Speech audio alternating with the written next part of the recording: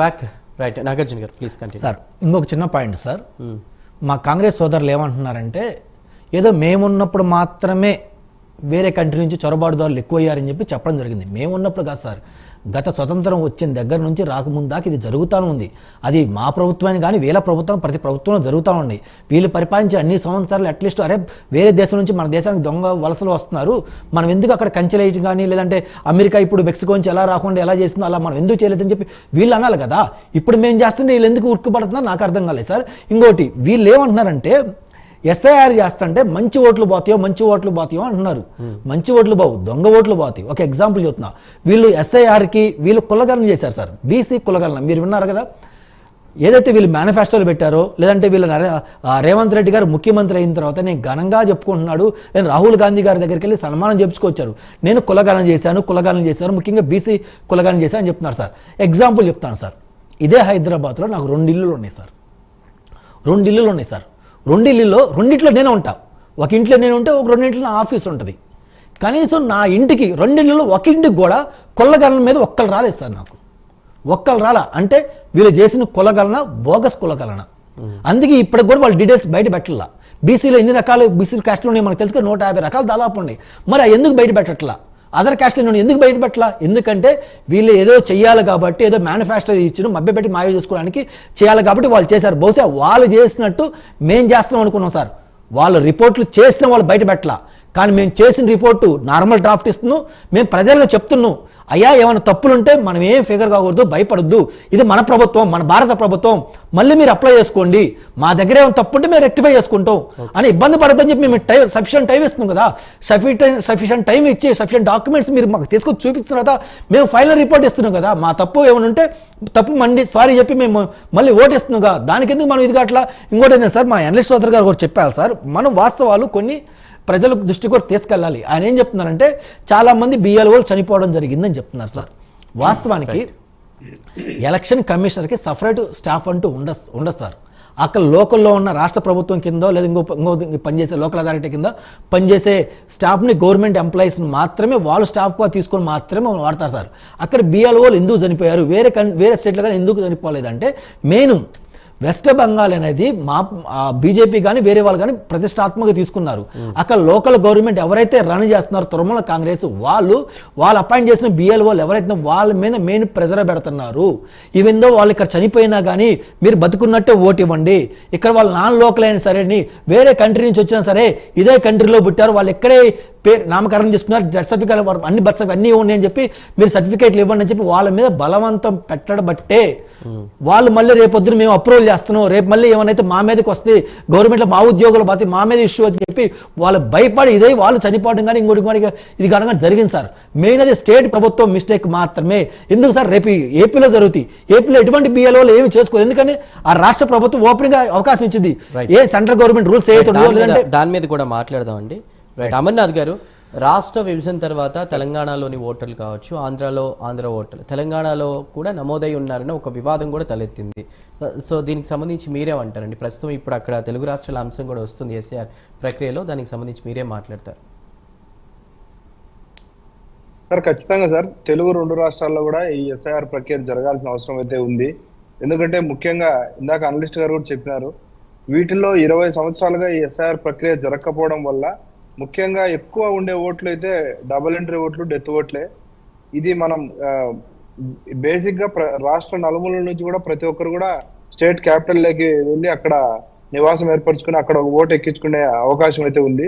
ఒకవేళ డిస్ట్రిక్ట్ ఆఫీసులు అయితే డిస్ట్రిక్ట్ హెడ్ క్వార్టర్స్ లోనో లేకుంటే ఆ దగ్గరలో నియర్ బై ప్లేసెస్ లో వాళ్ళు కూడా డిస్ట్రిక్ట్ హెడ్ క్వార్టర్స్ లో ఓటు నమోదు చేసుకుని అక్కడ చేసే అవకాశం ఉంది సార్. ఇలా ప్రతి ఒక్క డిస్ట్రిక్ట్ హెడ్ క్వార్టర్ లో కానీ లేకుంటే స్టేట్ హెడ్ క్యాపిటల్ అయినటువంటి హైదరాబాద్ కానీ కామన్ క్యాపిటల్ గా ఉంది కాబట్టి హైదరాబాద్ లో కూడా ఇక్కడ ఓట్లు అక్కడ ఓట్లు ఉన్నాయి, కానీ ఆ పర్సెంటేజ్ అయితే చాలా తక్కువ ఉంటుంది సార్. దీనికంటే కూడా ఇంటర్ స్టేట్ సార్ ఖచ్చితంగా రద్దు చేయాలి సార్. ఖచ్చితంగా రద్దు అయ్యే అవకాశం కాదు, రద్దు చేయాల్సిన అవసరం ఉంది. ఎందుకంటే ఇక్కడ ఎలక్షన్స్ జరిగినప్పుడు అక్కడ ఎలక్షన్స్ జరిగినప్పుడు అక్కడ ఒక పార్టీని ప్రభావితం చేయడమో లేకుంటే ఒక పార్టీకి సపోర్ట్ చేయడం వల్ల ప్రజాస్వామ్యంగా మనం ఏదైతే ప్రజాస్వామ్యం ఎక్స్పెక్ట్ చేస్తున్నామో దాని అంతిమ విలువలు అయితే కోల్పోయే ప్రమాదం ఉంది సార్. ఖచ్చితంగా కూడా వ్యక్తి ఒక చోటే ఓటు వినియోగించుకోవాల్సిన అవసరం ఉంది. అదే జెన్యూనిటీ కూడా సార్. ఖచ్చితంగా జెన్యూన్ ఓటర్స్ ని మాత్రమే పెట్టాలి. ఆ ప్రక్రియ కూడా ఖచ్చితంగా జరగాలి. దీనికి అంతటికి కూడా ఒక యునిక్ ఐడెంటిఫికేషన్ నెంబర్ తో అనుసంధానం చేయడం అనేది చాలా ముఖ్యమైన అంశం సార్. దీనివల్ల ఎక్కడైతే సింగిల్ ఓటర్ కు ఒక యునిక్ ఐడికి చేయడం వల్ల ఖచ్చితంగా ఏదైనా మన దగ్గర ఉండే ఒక ఐడెంటిటీని ఒక యునిక్ ఐడికి దీన్ని అనుసంధానం చేయడం వల్ల ఖచ్చితంగా ఈ దొంగ ఓట్లు, డబుల్ ఎంట్రీ ఓట్లు తీసేసేదానికి అవకాశం ఉంది సార్. ముఖ్యంగా తెలుగు రాష్ట్రాల్లో, ఆంధ్రప్రదేశ్ లో మీరు గతంలో గమనించే ఉంటారు, వైఎస్ఆర్ కాంగ్రెస్ పార్టీ అధికారంలో ఉన్నప్పుడు తిరుపతిలో ఎలక్షన్ అనేది ఒకటి మీరందరూ కూడా దగ్గరగా చూడడం జరిగింది.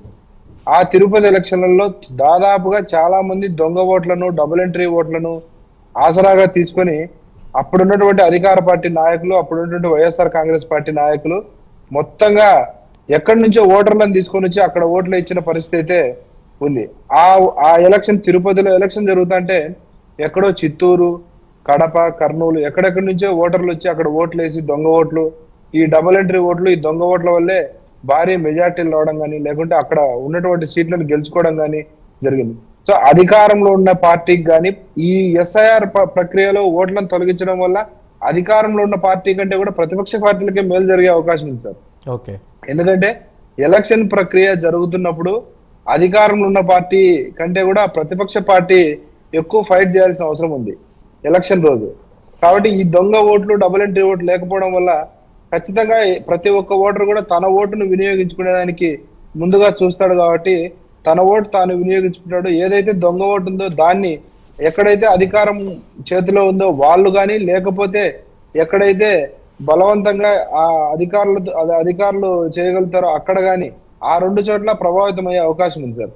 కాబట్టి ఈ దొంగ ఓట్లను, డబుల్ ఎంట్రీ ఓట్లను తీయడం వల్ల అధికార పార్టీ కంటే కూడా ప్రతిపక్ష పార్టీలకి ఎక్కువ లాభం ఉంది. కాబట్టి కాంగ్రెస్ పార్టీ కూడా ఒక లార్జర్ కాంటెక్స్ట్ లో చూడాలా, దీన్ని ఏదో పొలిటికలైజ్ చేసి ఈ ఎస్ఐఆర్ ప్రక్రియను చూడాల్సిన ఎందుకంటే సార్ మన దేశంలో మన దేశంలో సార్ ప్రతి 6 నెలలకు, సంవత్సరానికి ఎక్కడో చోట ఎలక్షన్ జరుగుతూనే ఉంటది.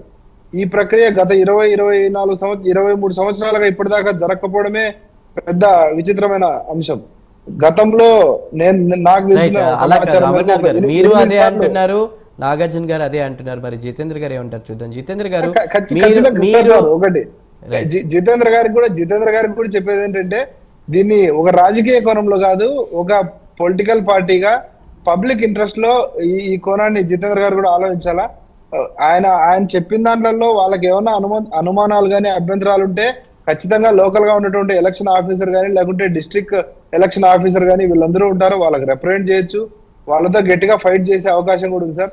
అంతే తప్ప ప్రక్రియను ఆపడం అనేది, ప్రక్రియను తప్పుపట్టడం అనేది సరైన పద్ధతి కాదు సార్. అది జితేంద్ర గారు కూడా ప్రక్రియను అయితే స్వాగతించారు, కానీ దీంట్లో ఉన్న అనుమానాలు మాత్రం వాళ్ళు నివృత్తి చేసుకోవాల్సిన అవసరం ఉంది సార్. రైట్. జితేంద్ర గారు ఏమంటారు? మీరు చేయలేనిది మేము చేసి చూపించాం, మెచ్చుకోపోయినా పర్లేదు, విమర్శించేద్ది అంటున్నారు బీజేపీ